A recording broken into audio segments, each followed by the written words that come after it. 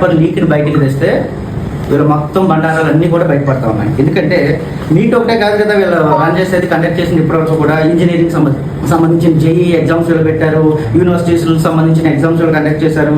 అసలు ఇంకా UGC net కావచ్చు, ఐకార్లు కావచ్చు, ప్రొఫెసర్కి సంబంధించిన యూజీసీలు అసిస్టెంట్ ప్రొఫెసర్లు, అసోసియేట్ ప్రొఫెసర్లు, లేకపోతే ఇప్పుడున్న మనకి స్కూల్కి సంబంధించిన సైనిక్ స్కూల్స్, నేవీ స్కూల్స్ అన్నీ కూడా ఈ ఎన్టీఏ మాత్రమే కండక్ట్ చేస్తుంది.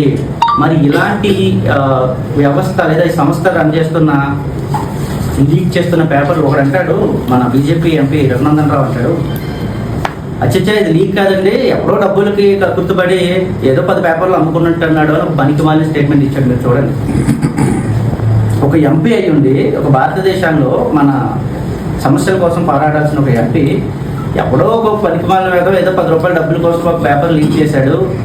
ఇది అది పేపర్ అమ్ముకున్నది, ఇది లీక్ కాదు, లీక్ అంటే పేపర్లోనో టీవీలోనో వాట్సాప్లో ఫేస్బుక్లో రావాలి కదా, వచ్చిందా అని ఒక పెంట స్టేట్మెంట్ ఇస్తే ఏమన్నా అతన్ని. మరొక ఎమ్మెల్యే, బీజేపీ ఎమ్మెల్యే అంటాడు, ఎవరైతే రోడ్లు ఎక్కారో పిల్లలందరినీ కూడా వాళ్ళ హిస్టరీలు బయటకు తీస్తాం, రోడ్డు మీదకి లాగేస్తాం, జైల్లో వేస్తాం, అసలు బెయిలే లేకుండా సంవత్సరం పాటు లోపల పెడతాం అని 10 మంది స్టేట్మెంట్ ఇస్తే పిల్లలు ఏమైపోతారు? అదే ఒక వ్యక్తి 5వ తరగతి నుండి 10వ తరగతి నుండి ఇంటర్మీడియట్ తర్వాత ఒక నీట్ ఎగ్జామ్ రాయాలి అంటే ఒక 5-10 సంవత్సరాలు కష్టపడి నిద్రలు మాని తిండి మాని ఎంతో కష్టపడి చదివి ఆ ఒక ఎగ్జామ్ రాస్తాడే.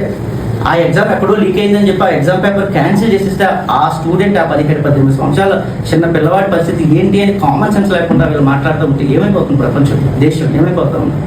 ప్రశ్నిస్తే దాడులు చేస్తారా? ఇప్పుడు దీని మీద మాట్లాడండి, మన నాయకుల కోసం కూడా తప్పనిసరిగా మనం మాట్లాడదాం. అంటే ఒక వ్యక్తి, మీకు అందరికీ కూడా తెలుసు, ఒక ఇంట్లో మన పిల్లవాడు ఒకటి చదువుకుంటూ ఉంటే రాత్రులు పగలవాడు ఫ్యూచర్ కోసం కష్టపడుతూ ఉంటే ఆ తల్లిదండ్రులు ఎంత సఫర్ అవుతారు, ఎన్ని కోల్పోతారు, ఎన్ని ఆనందాలు కోల్పోతారు. ఇంత కష్టపడి చదివితే ఎక్కడో పేపర్ లీక్ అయిందంటే ఆ చిన్న హృదయం సడన్ గా హార్ట్ అటాక్ తోటి మరొకలాగా చనిపోతే ఆ పిల్లల పరిస్థితి ఏంటి, ఆ కుటుంబ పరిస్థితి ఏంటి అని ఒక్కడైనా ఆలోచిస్తా ఉన్నాడా? రీ ఎగ్జామ్ కండక్ట్ చేశాం కదా, మరి అందరికి కూడా ర్యాంకులు వచ్చాయి కదా, రేపేళ్ళలో కాలేజీలో జాయిన్ అవుతారు కదా అని పనికి మాలిన స్టేట్మెంట్ ఆ ఎంపీ ఇస్తే రీ ఎగ్జామ్ కండక్ట్ చేస్తారండి?